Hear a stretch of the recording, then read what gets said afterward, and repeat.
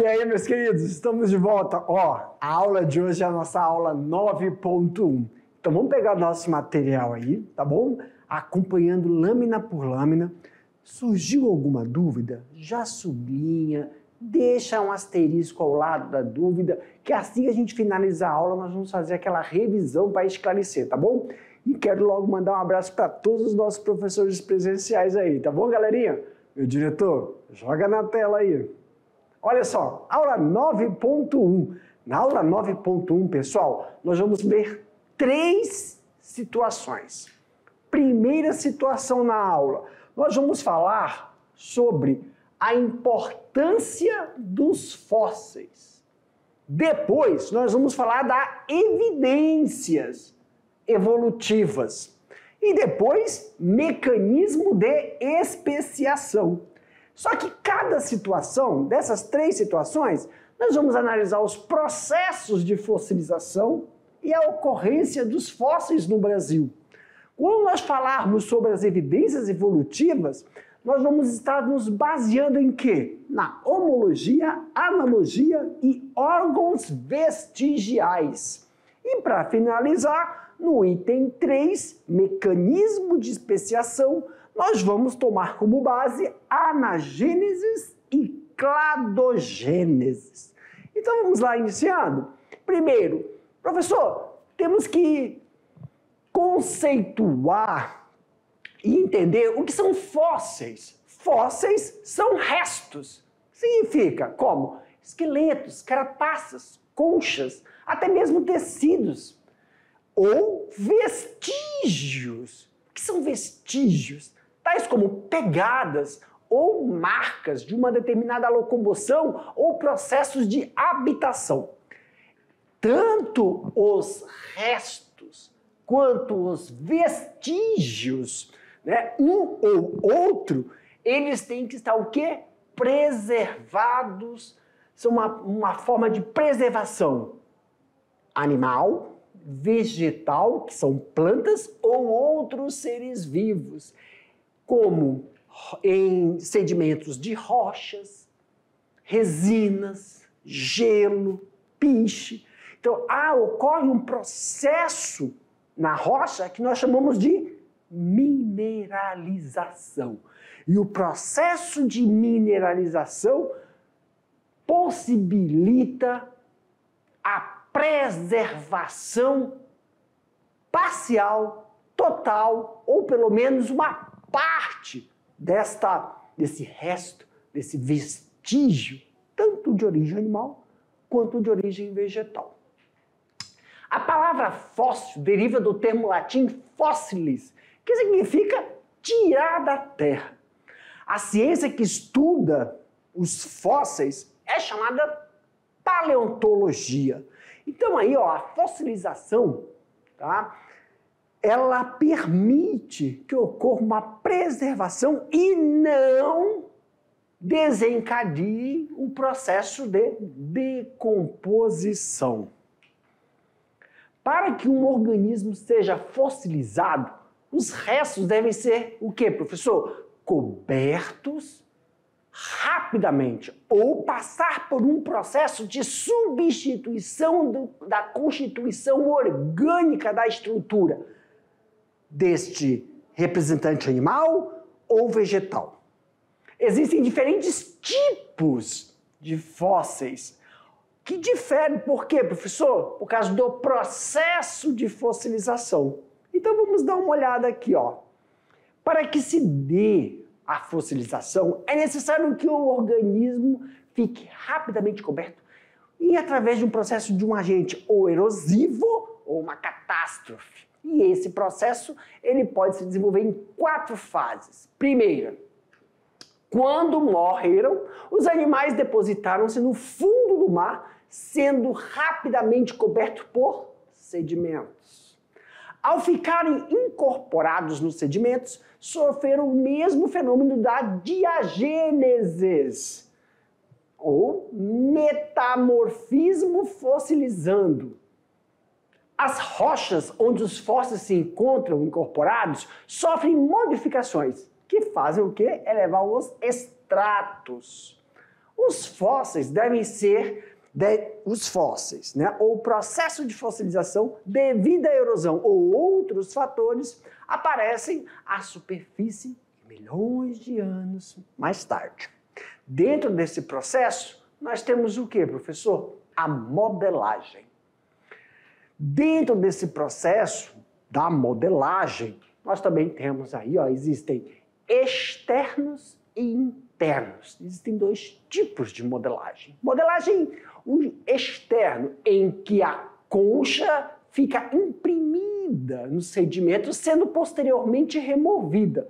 Já o interno, em que os sedimentos cobrem a concha, que depois é removida, ficando apenas o molde. E aí fica como uma marca, um vestígio. E isso existe ainda os que contra o molde, que é o modelo mais externo.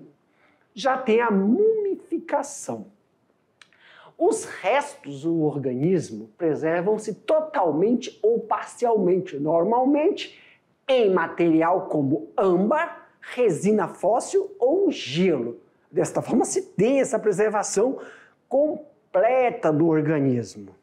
Já a mineralização, professor, nesse processo a água subterrânea pode conter sílica, sais de cálcio, óxido de ferro ou qualquer outra substância dissolvida, que pode ser substituído aos poucos. Porém, nada é alterado, nem sua forma externa, nem sua estrutura. Isso porque a substituição é feita partícula por partícula. As partículas duras ocorre, então, o processo de desmineralização e mineralização sedimentar, quer dizer, qual é a substituição da constituição. Então, se ele está recoberto por um determinado material, aquele material substituirá todo o sistema orgânico que foi constituído aquele exemplar, tanto de origem animal quanto de origem vegetal. Agora, professor, quando a gente fala de marcas fósseis, são pegadas, marcas de ruptura ou até fezes fossilizadas. Claro que isso tem todo um processo, nós vamos ver o mecanismo como isso ocorre. Os tipos de fósseis. De acordo com o estudo de fósseis, há dois tipos, somatofósseis e ictiofósseis. Somatofósseis são os fósseis de organismos do passado, restos somáticos, por exemplo, ossos, carapaças, folhas, troncos, dente, partes representativas de um todo. Já o ictiofóssil são fósseis que identificam a atividade, tanto de um exemplar de origem animal, quanto de um exemplar de origem vegetal, a atividade dele, seja por meio de pegadas, rastros, túneis, excrementos, marcas. De exemplo, professor, até uma marca de uma mordida, uma marca de ictiofóssil. Por exemplo, eu verifico em determinadas regiões, ali tinha um ninho, uma atividade reprodutiva. Eu verifico que ele teve um habitat de um determinado ser vivo e ocorreu um desmoronamento, vestígio que ali tinha louças, que representam... Louças, por exemplo, vamos botar para o nosso dia a dia.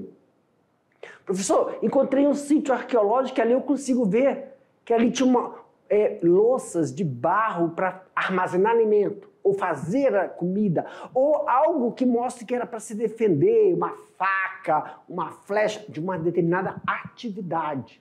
Isso é um ictiofóssil. Aqui no exemplo a gente está mostrando uma pegada, mas não precisa ser só uma pegada, pode ser de uma atividade comportamental de um determinado exemplar. Então nós chamamos isso de um ictiofóssil. Por exemplo, muitas vezes a gente anda por sítios arqueológicos e vê, ó, ali pelo cenário, é um ictiofóssil em relação à atividade religiosa, né? De apresentar no altar algo religioso para aquela determinada população. Isso é um ictiofóssil.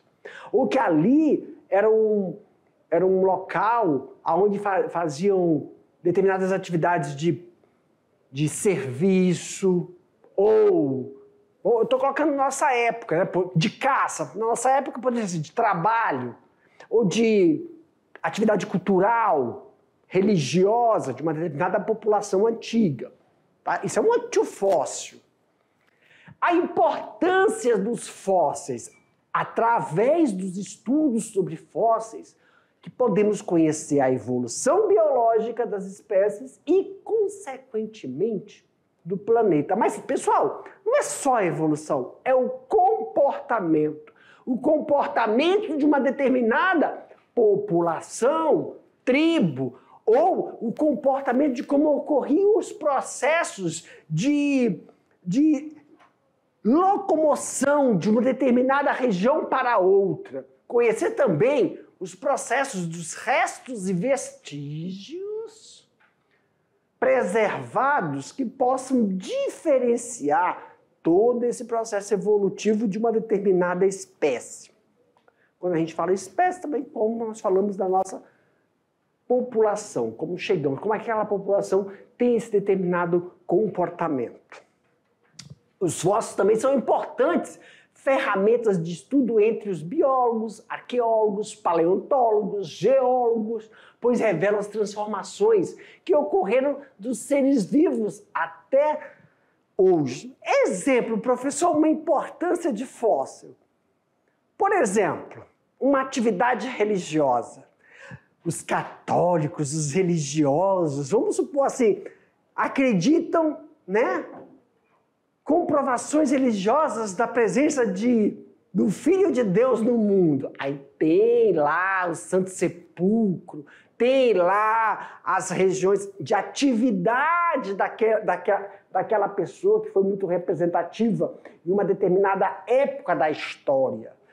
As grandes, né? Quando a gente vê que tem ilustrações, nós vamos ver como é que são caracterizadas. Isso auxilia no entendimento de como ocorreu não só a atividade da população, mas o comportamento e os processos de conquistas. Então, os fósseis, né? Os ossos, os dentes, as pegadas, também auxiliam no processo de comprovação da permanência, da vivência desses indivíduos em nossa região. Em 1897 foi feito o primeiro registro fóssil no Brasil. Pegadas, né? Em 1920, geólogos descobriram um registro que tratava de uma nova espécie. Então, não só comprovar a existência, mas também ele auxilia no processo de mostrar o surgimento de outras espécies. Claro que não é só fósseis, não é só as atividades que realizam a existência deles, mas também o contexto histórico, o contexto geológico, o contexto ambiental daquela determinada região.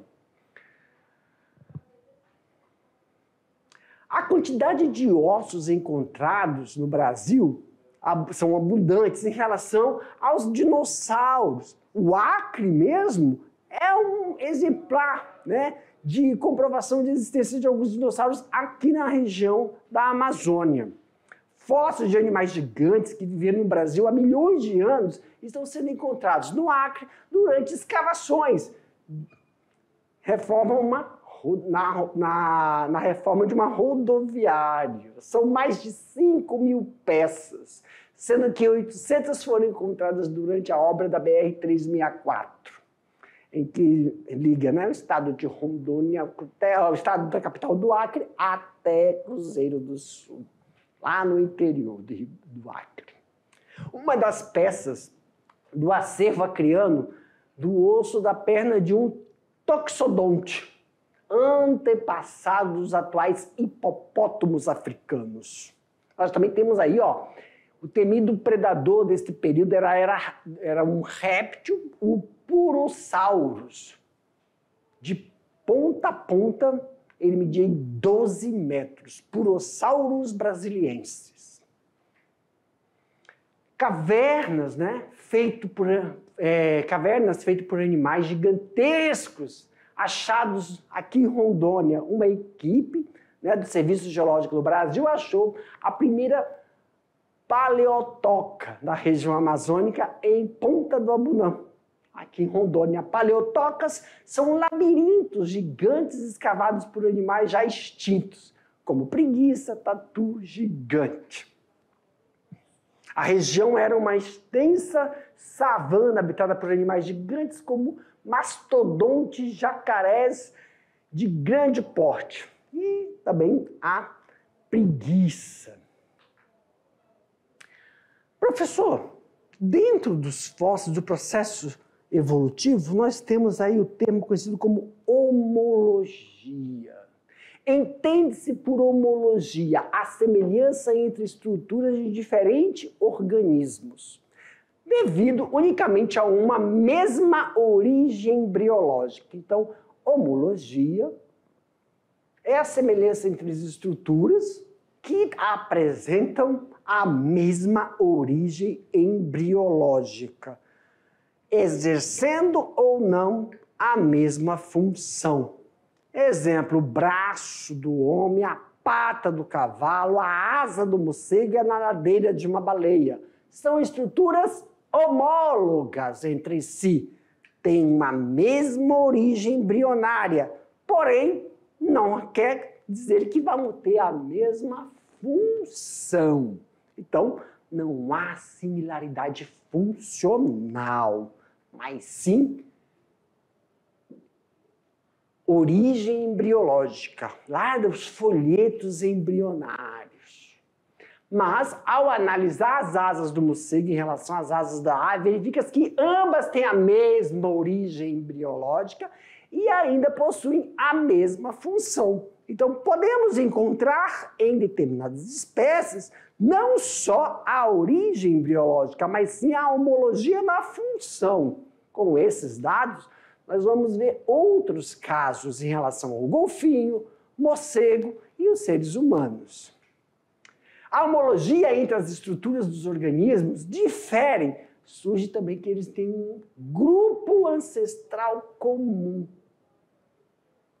Embora não indique que um grau de proximidade seja comum, porém várias linhas evolutivas que originaram seres de diferentes falam da irradiação adaptativa. Professor, o que significa essa irradiação adaptativa? É a caracterizada pela diferenciação de organismos a partir de um ancestral comum, dando origem a vários grupos diferentes, adaptados às explorações ambientais. Então, pessoal, claro que isso é um processo longo de adaptação em relação aos preceitos também darwinianos, aonde o mais apto com determinadas estruturas anatomorfofisiológicas são postos em ateste no ambiente, favorecendo ou não, se conseguir chegar na idade sexual e transmitir aquela carga para os seus descendentes, ele passa pelo crivo do processo de seleção. E também temos a analogia.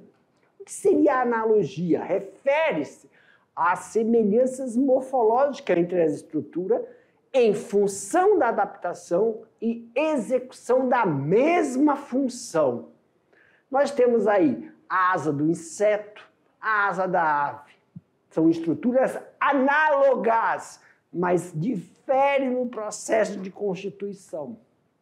As estruturas análogas não refletem por si só qualquer grau de parentesco, classe insecta, nada a ver em relação ao processo das aves, eles fornecem indícios de adaptação das estruturas diferentes de organismo, uma mesma em relação à variável ecológica. Então, nós temos aí o processo também de variação ou variáveis ecológicas. Uma delas da evolução de convergência ou convergência evolutiva, adaptação de diferentes organismos a uma condição ecológica igual. Assim, as formas do corpo do golfinho, dos peixes, especialmente tubarões, é de um réptil fóssil chamado ictiosauro, que são bastante semelhantes, adaptados à natação.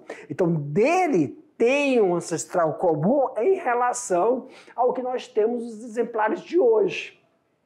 Quando os organismos não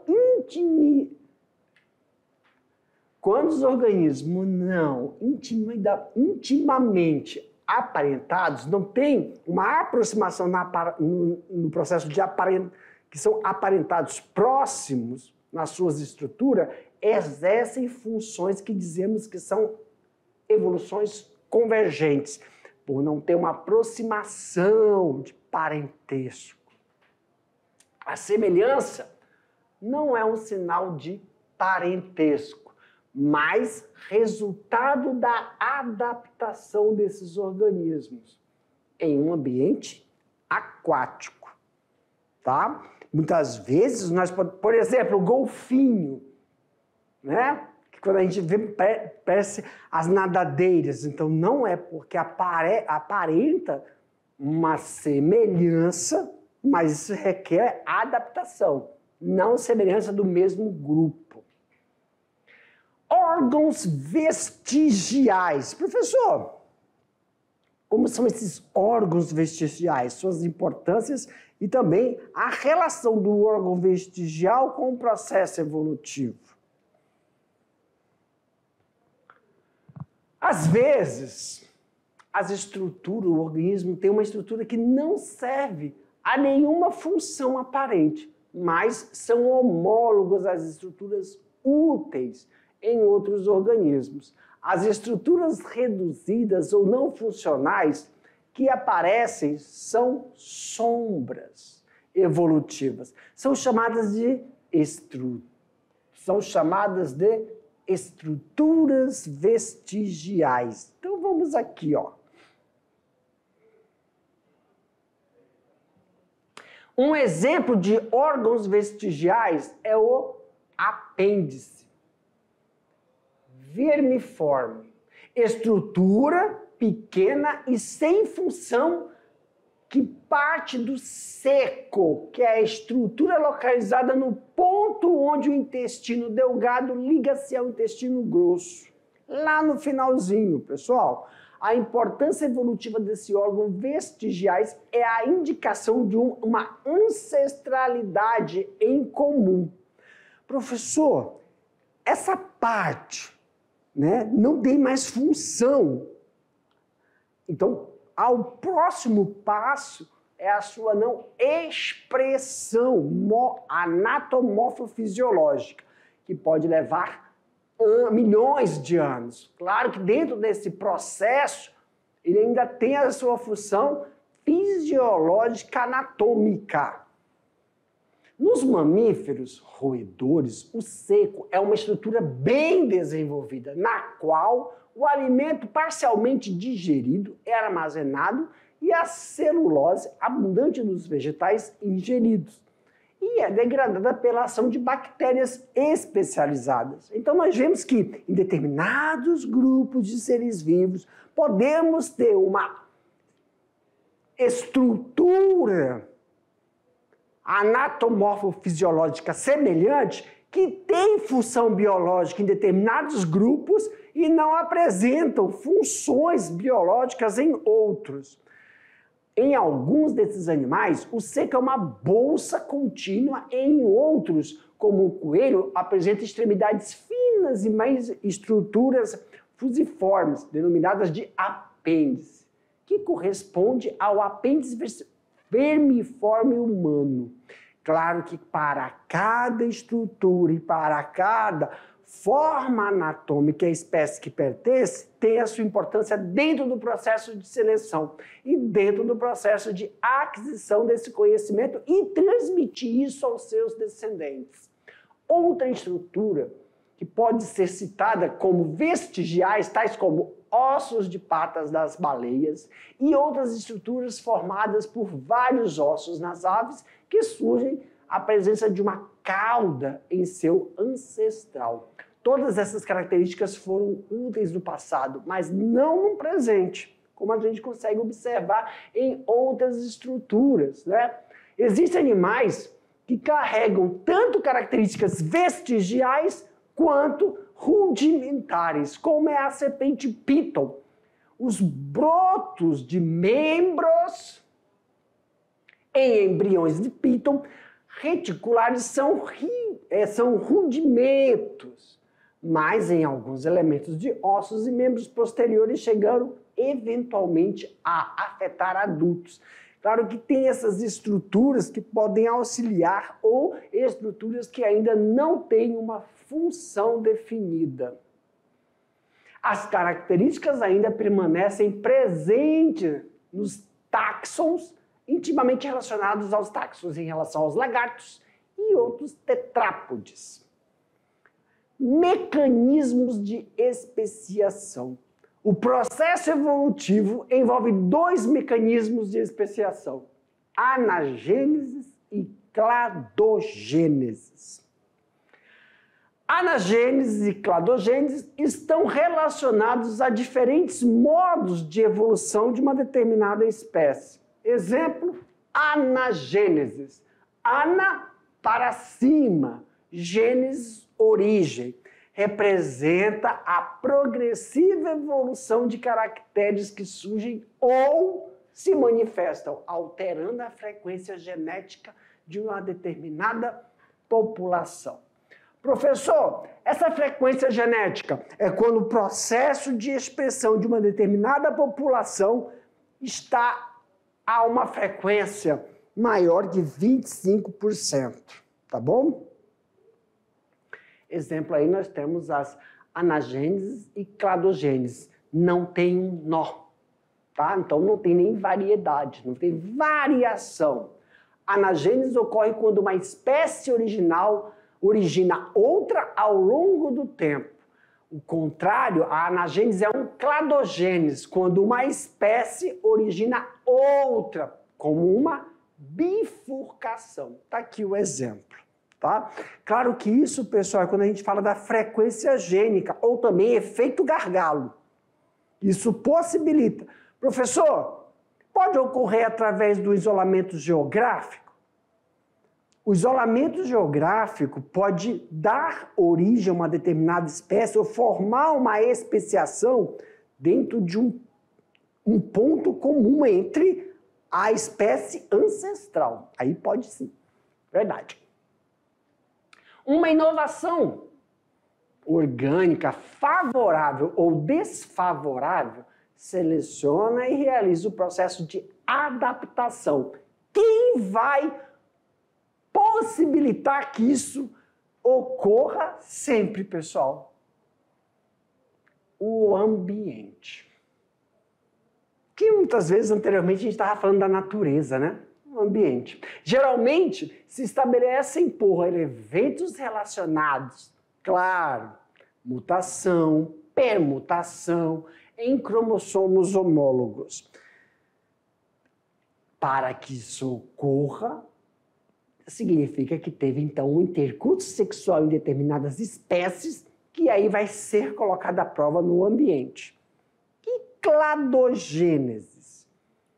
Clado é ramo, compreende a ramificação filogenética, ocasionando a ruptura na coesão de uma população, em função de continuidade e transformação anatômicas funcionais. Com isso, em resposta às condições ambientais, nós temos os que resultam na dicotomia, que é a separação, neste caso, de um grupo, ou estabelece diferenças capazes de originar clados não compatíveis. Claro que dentro dessa perspectiva, os clados não compatíveis podem corresponder a um processo de evolução e ramificação de uma determinada linhagem, aonde vai ter o sucesso dessa linhagem ou não em relação à obrigatoriedade de uma nova espécie biológica.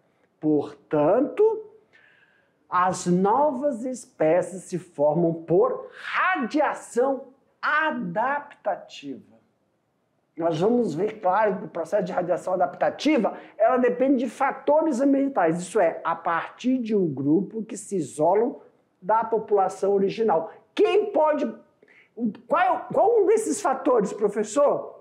Isolamento geográfico, radiação adaptativa em relação ao processo que é consequente do isolamento geográfico.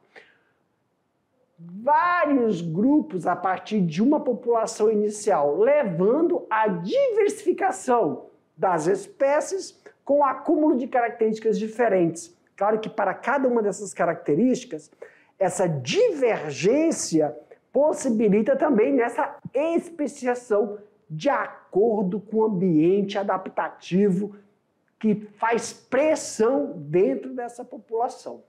A partir de um mesmo ancestral comum, aparecem várias linhas evolutivas. Dentro desse ancestral, nós vamos ver que o ambiente envolvendo ele pode sim favorecer as adaptações necessárias e transformações anatomorfofisiológicas. Claro que o sucesso em relação a esse anatomorfofisiológica está relacionado com o ambiente, aquisição de nutrientes, proteção e reprodução, até chegar na fase adulta. Todos esses organismos, por terem um ancestral comum, possuem estruturas derivadas de uma mesma estrutura original. Logo, essas estruturas são chamadas de órgãos homólogos, como, por exemplo, braço do homem e a asa do morcego, que possuem a mesma origem embrionária, mas com funções diferentes. E aí nós temos as convergências adaptativas, processo que é resultante da adaptação de grupos de organismos de espécies diferentes em um mesmo habitat. Professor, um exemplo de uma convergência adaptativa. Qual o habitat? Vamos colocar aí um habitat marinho? Se a gente falar habitat marinho, nós temos divergências adaptativas em relação à baleia, divergências adaptativas em relação a peixe e divergência adaptativa em relação às aves, em um mesmo habitat. Eu só vou mostrar aqui, depois eu leio isso aqui. Vamos ler primeiro? Por estarem adaptados ao mesmo habitat, possuem semelhança em relação à organização do seu corpo, sem necessariamente possuir um grau de parentesco. Exemplo, professor: golfinho, peixes, pinguins, baleias. Sabe que baleia é um mamífero, né? Peixe não é mamífero. Nós estamos vendo aí o pinguim. Eles têm semelhanças anatomorfofisiológicas, mas são totalmente divergentes entre processos evolutivos. São as convergências. Então, eles têm membros, órgãos semelhantes por questões adaptativas, não por questões evolutivas em relação à troca de informações. Exemplo de uma convergência adaptativa é o formato hidrodinâmico do corpo dos animais que vivem em ambientes semelhantes. Então, existem semelhanças anatômicas que vêm de encontro com o ambiente que molda, mas não com o processo reprodutivo. Então, quando a gente está falando de evolução, tem duas questões que muitas vezes a gente não pode separar ou unir somente pelo visual, porque é semelhante. Não é porque um animal voa, ele é uma ave. Exemplo, o morcego. Vamos lá. Esses organismos, por viverem em um mesmo tipo de ambiente e estarem adaptados ao mesmo, possuem estruturas que apresentam a mesma função e não são chamados de órgãos análogos. Exemplo, nós temos aí a semelhança pela função e não por terem a mesma origem embrionária ou pelos organismos possuírem ancestralidade comum. Asa da borboleta e asa do morcego. Não tem ancestralidade comum, não tem origem embrionária, não tem troca de informação, apesar de terem funções comuns, né? O ictiossauro, o golfinho e o tubarão, ao longo do tempo, foram sobrevivendo apenas aqueles animais que tinham a melhor performance hidrodinâmica, que permitiram maior velocidade em relação ao quê? Fuga de predadores, bem como melhor velocidade para caçar suas presas. Então nós temos aí uma convergência em relação ao ambiente adaptativo que auxilia no processo de permanência dentro das gerações. Animais diferentes acabam convergindo para melhor semelhança dentro do ambiente. Então nós temos aí um clado, pessoal, que é um diagrama no qual representa as relações evolutivas entre seres vivos. Um clado é composto por uma raiz, ramo, nó e internó. Então nós estamos vendo aí, ó, uma raiz. Aí nessa raiz nós temos um nó, que são esses pontos. A raiz é convergente para todas. Nós temos o ramo e os enternós e terminais. A raiz representa um provável grupo ou espécie ancestral, que está... Deixa eu apagar tudo. Que está aqui, ó. Essa aí, então, é um grupo ancestral, a raiz. O nó é, portanto, de onde partem as ramificações. Cada nó indica um evento de cladogênese. Cada nó, um evento de cladogênese, que ocorre a separação.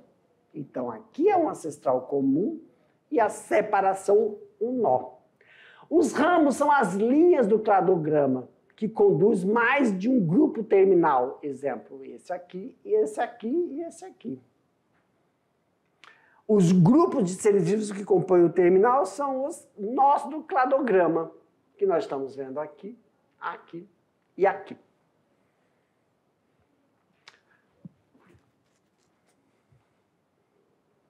Para mim, meu diretor, meus queridos, com isso a gente finaliza aqui a nossa aula, mas não se preocupe, daqui a pouco eu te volto para a gente fazer aquele bate-bola, jogo rápido, rever os principais temas abordados na aula e fazer nossas atividades. Aguardo vocês. Tchau, tchau.